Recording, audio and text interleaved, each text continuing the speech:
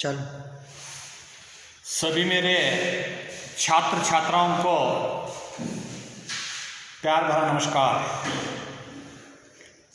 हमने आज मध्य कविता के जो मुताबिक प्रथम जो कविता के बारे में हमने जानकारी प्राप्त किए हैं।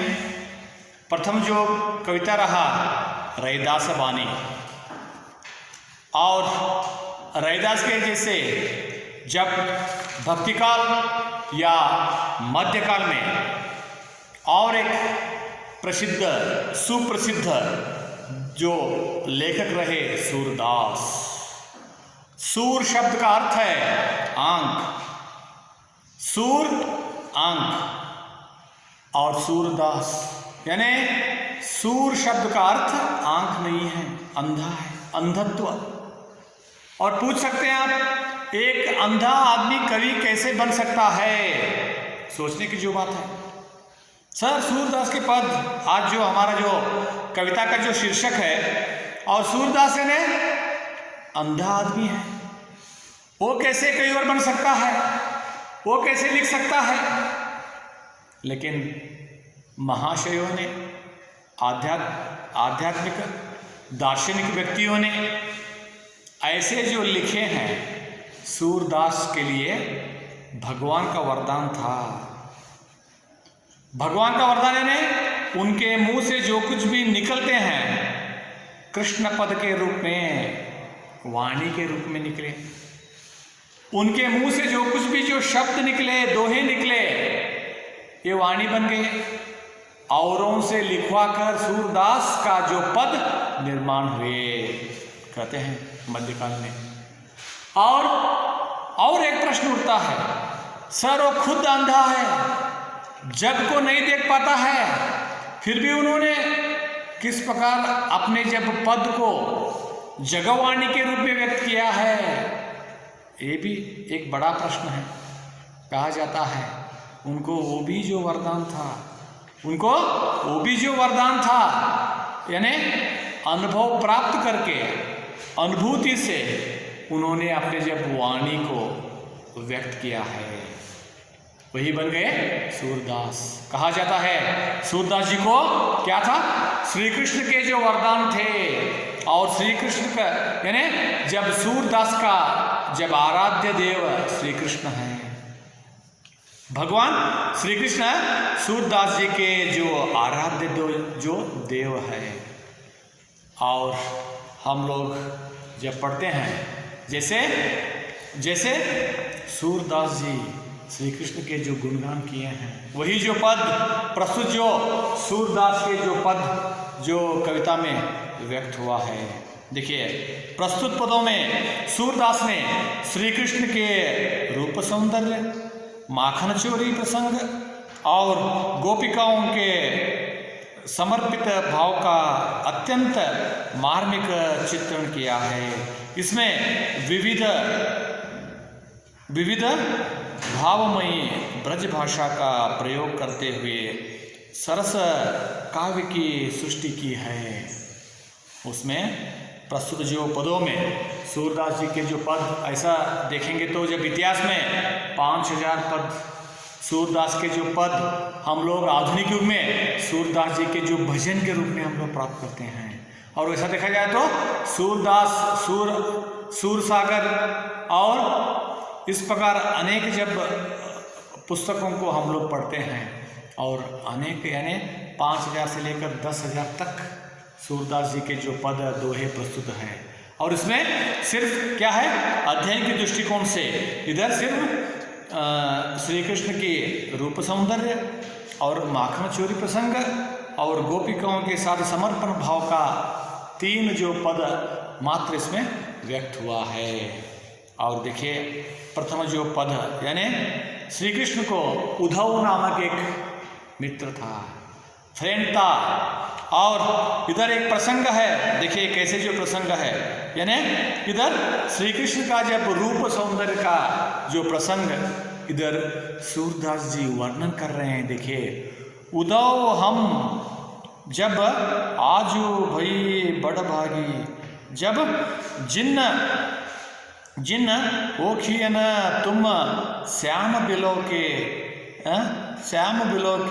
ते आंखें हम लागी। यानी श्री कृष्ण को गोपिका स्त्रियों ने बहुत दिनों तक नहीं मिला। श्री कृष्ण को ये गोपिका स्त्रियां बहुत दिनों से देख नहीं पाए। उस समय श्री कृष्ण के जो मित्र उद्धव आता है। आने के बाद गोपिका स्त्रियों ने अपने जब भाव को व्यक्त कर रहे हैं, कैसे जो भाव, प्रेम जो भाव। उद्धव, तू श्री कृष्ण के जो मित्र है, जो फ्रेंड है, तुझे हमने जब देख रहे हैं उस समय हमारे जो मनोकामना, हमारे जो भाव में क्या आ गया है, श्री कृष्ण परमात्मा खुद आ गया है। इस प्रकार का जो भाव हमारे जब हृदय, जब कमंडल में और हृदय में निर्माण हुआ है, और तुझे जब देखने के बाद हमको यह प्रतीत हो रहा है कि श्री कृष्ण ही खुद हमारे सम्मुख उपस्थित है। और इसलिए आज हम लोग बहुत खुश हैं, क्योंकि जैसे सुमन वासलय ला आवत, जब पवन मधुप अनुरागी आते आनंद हित है, तैसे अंग अंग सुखरागी, जो दर्पण में दरस देखियत दृष्टि परम रुचि लागी। हमको ऐसा लग रहा है दर्पण में नहीं है, मिरर, दर्पण मीन्स मिरर, दर्पण में नहीं है, खुद श्री कृष्ण हमारे सम्मुख उपस्थित है। इस प्रकार प्रतीत हो रहा है। और आगे जब लिखते हैं, हमारे जो अंग अंग में आनंद की जो भाव, उल्लास की जो भाव निर्माण हो रहा है, और हम तुझे देखते ही हम लोग प्रसन्न है, तुझे देखते ही हम लोग आनंद, आह्लाद कर और उल्लास का जो भाव को व्यक्त कर रहे हैं। और अंतिम में जो कहते हैं, जो दर्पण में दरस देखियत दृष्टि परम रुचि लागी, तैसे सूर मिहो हरि, हमको विरह विथा तन त्यागी। तुझे देखकर हम लोग प्रसन्न हो गए। किनको देखकर? उद्धव को देखकर। उद्धव कौन है?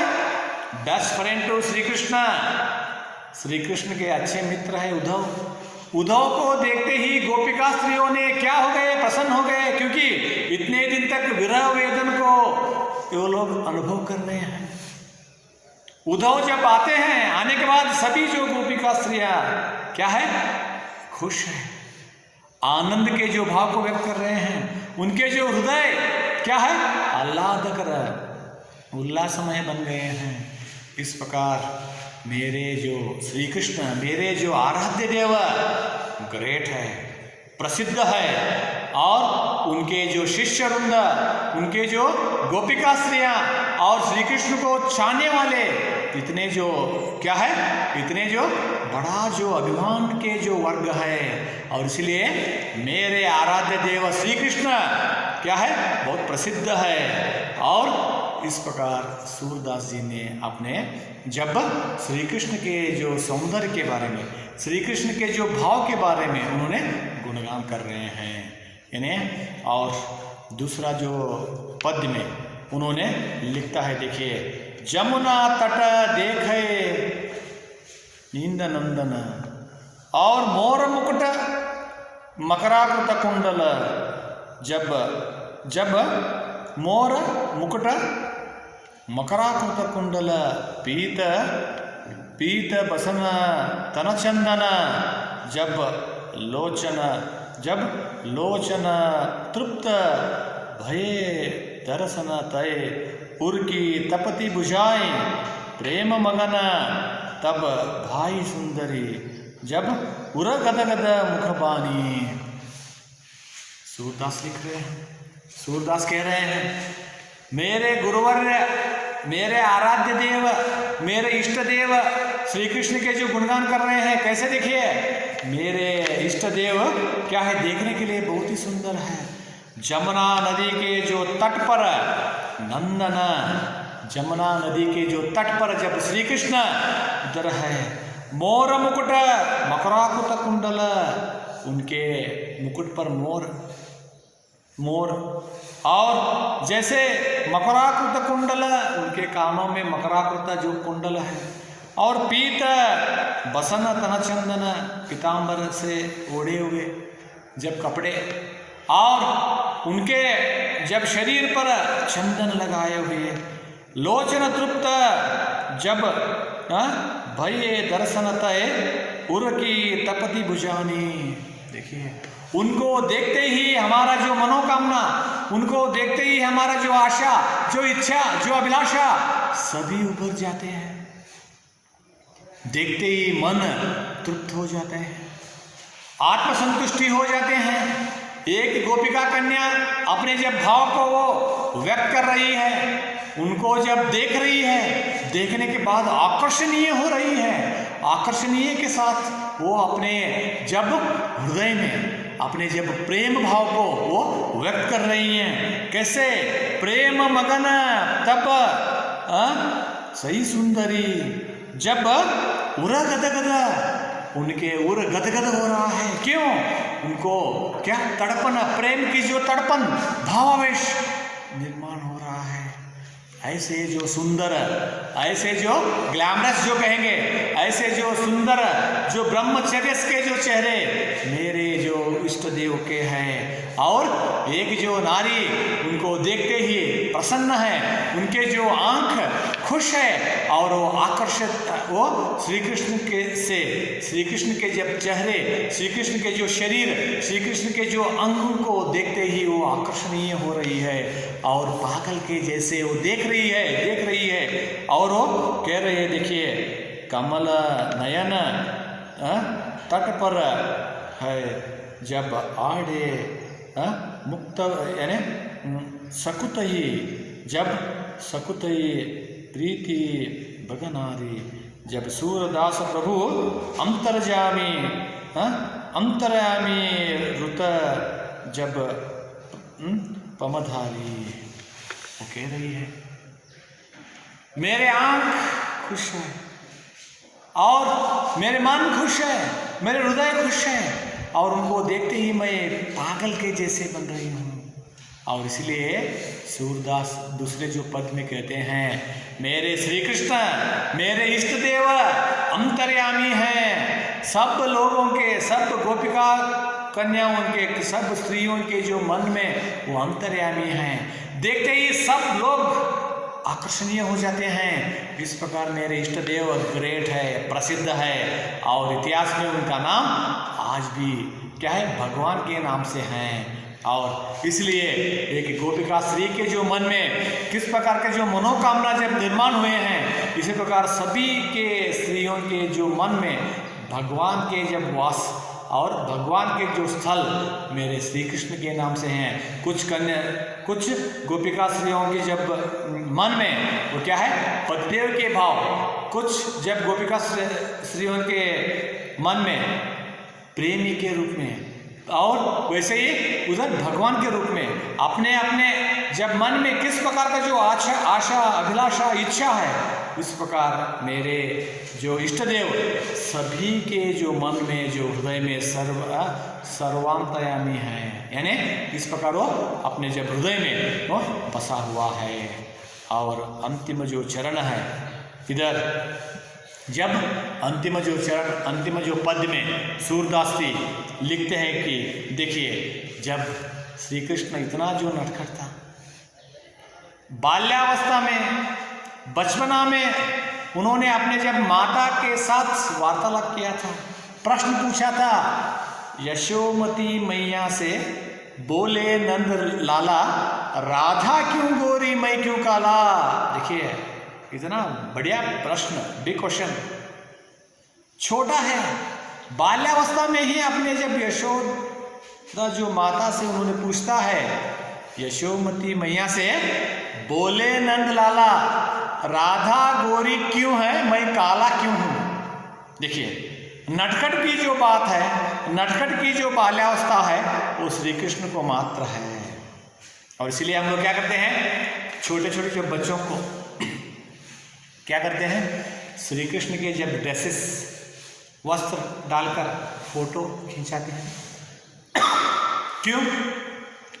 बहुत ही महत्वपूर्ण की जो बात है, श्री बच्चा भगवान का जो स्वरूप है, भगवान का जो स्वरूप बच्चा है, इसलिए छोटे छोटे बच्चों को क्या करते हैं हम लोग, भगवान के नाम से क्या करते हैं, फोटो खींचकर घर में लगाते हैं, श्री कृष्ण के जैसे हैं। क्यों? नटखट की जो बात है, नटखटपन की जो बात है वो श्री कृष्ण में ज़्यादा है ना। इसलिए नटखट यानी प्रश्न पूछिए, प्रश्न देखिए उनके मन से कैसे निकलता है, राधा क्यों गोरी मैं क्यों काला, है ना। क्या दे सकती है माता, माता हंस हंस कर उनको आलिंगन करती है। मेरे बच्चा इतना छोटा है फिर भी इस प्रकार का जो प्रश्न पूछ रहा है, मेरा बेटा ग्रेट है, प्रसिद्ध है, मेरा बेटा क्या है, वो क्या है, उन्नत श्रेणी के जो विचारधारा के जो बच्चा है।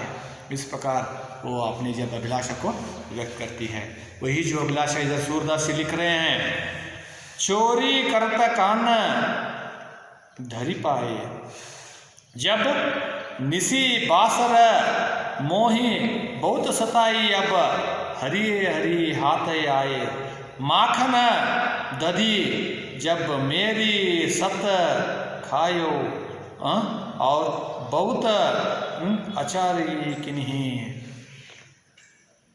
श्री कृष्ण को माता यशोदा पूछ रही है, क्या पूछ रही है, चोरी करत कान धरी पाए, इतना मैंने माखन को, दूध को सभी मैंने इकट्ठा करके रखी थी, मैंने कहाँ खो गई, कितना जो माखन खाए तूने, चोरी करके माखन के जब घड़ी को क्या किया है तूने, क्या घड़ी में कितने जो माखन थे संपूर्ण रूप से क्या खा गई, इसमें माखन ही नहीं है, कितने चोरी किए तूने।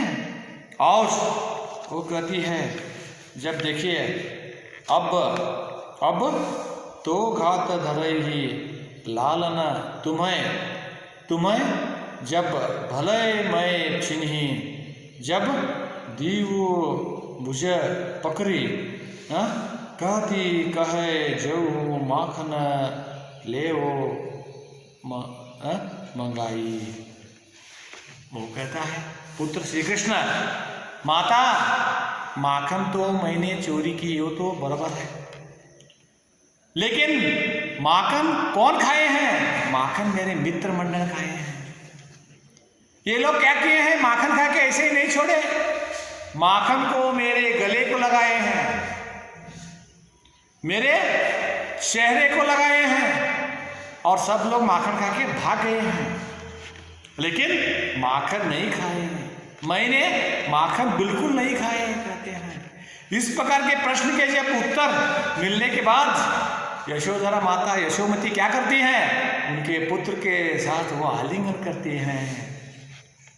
पुत्र और माता के बीच में जो संबंध था वो क्या है, एक बढ़िया जो संबंध, मातृत्व का जो संबंध, उनके पुत्र इतना जो श्रेष्ठ है, माखन तो चोरी किया है बराबर है, लेकिन कौन खाए हैं, उनके मित्र मंडली खाए हैं।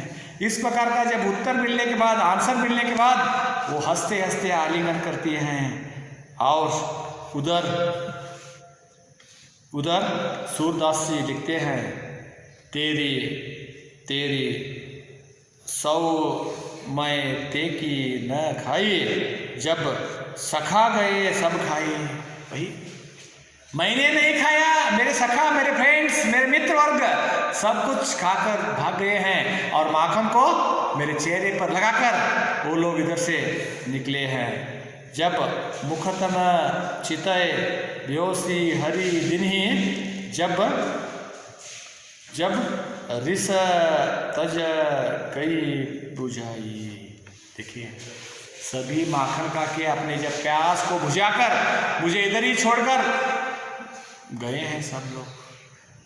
सुनकर माता खुश होती है, मेरे पुत्र क्या किया है, माखन तो चोरी किया है, लेकिन नहीं खाया है, उन्होंने औरों को खिलवाया है। ये बहुत ही ग्रेट है। और इसलिए वो आलिंगन करते हुए अपने जब मातृत्व का जब भाव को व्यक्त करती है। इस प्रकार मेरे श्याम, मेरे जो ग्वालिने, मेरे जब इष्ट देव इतना ग्रेट है, माखन नंदलाल, माखन उनके इष्ट जो मिठाई है, मिठाई यानी माखन बहुत ही उनको इष्ट के खाने की जो वस्तु जो चीज है, वो कैसे वो चोरी करके किस प्रकार क्या करता है, खाता है, औरों को खिलवाता है। इसलिए मेरे इष्ट देव बहुत श्रेष्ठ है। और इसलिए आज भी हम लोग कृष्ण जयंती के समय में क्या करते हैं, माखन की जब घड़ा को ऊपर एक मित्र मंडलियों ने क्या करते हैं, माखन के जब घड़ा ऊपर रहते हैं और उस जब मित्र मंडली के साथ चढ़कर जब माखन को लेने की जब खेल है, आज भी हमने कृष्ण जयंती में देखते हैं, है ना। माखन घड़ों में जो भरा हुआ जो माखन इकट्ठा करके ऊपर क्या करते हैं, रस्सी से बांधा हुआ रहता है। और श्री कृष्ण के जैसे जब टोली जो मित्र मंडली ये जो सदस्य रहते हैं, उसे क्या है, चुराने की जो कोशिश करते रहते हैं। इस प्रकार का जो खेलकूद आज आधुनिक युग में भी हम लोग देखते हैं। इसका जो निर्माता कौन है, श्री कृष्ण परमात्मा है। और श्री कृष्ण ने बाल्यावस्था में इस प्रकार के जब माखन को चोरी करते थे, है ना, औरों को जब खिलवाते थे। और माखन श्री कृष्ण के साथ माखन का जो संबंध बहुत ही क्या है, महत्वपूर्ण है। और उनके इष्ट जो चीज है माखन। इस प्रकार 3 पद्यों के साथ सूरदास जी ने जब श्री कृष्ण का जब गुणगान किए हैं, और प्रथम जो पद्य में उन्होंने क्या किया है, जब उनके रूप सौंदर्य का, श्री कृष्ण का जो रूप सौंदर्य का जो वर्णन किया है।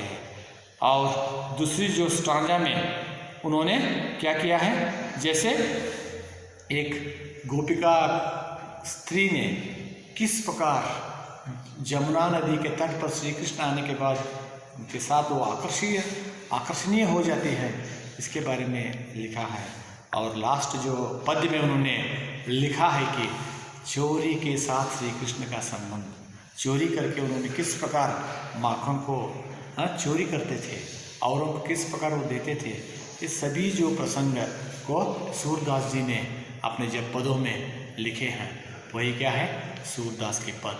और देखिए आप घर में पुस्तक देखकर पढ़िए, और थोड़ा मध्यकाल के जो पद आपको थोड़ा समस्यास्पद है, और जो कठिन शब्द जो है उसका कठिन शब्दार्थ जो है पुस्तक के जो पीछे है, आप उसे पढ़कर कौन सी जो शब्द आपको मालूम नहीं होता है पीछे देख सकते हैं, और बाद में कौन सी जो शब्द आपको बहुत ही कठिन है मुझे फ़ोन करके विचार कर सकते हैं। ये कहते हुए आज का जो सूरदास के पद मैं समाप्त करता हूँ। धन्यवाद।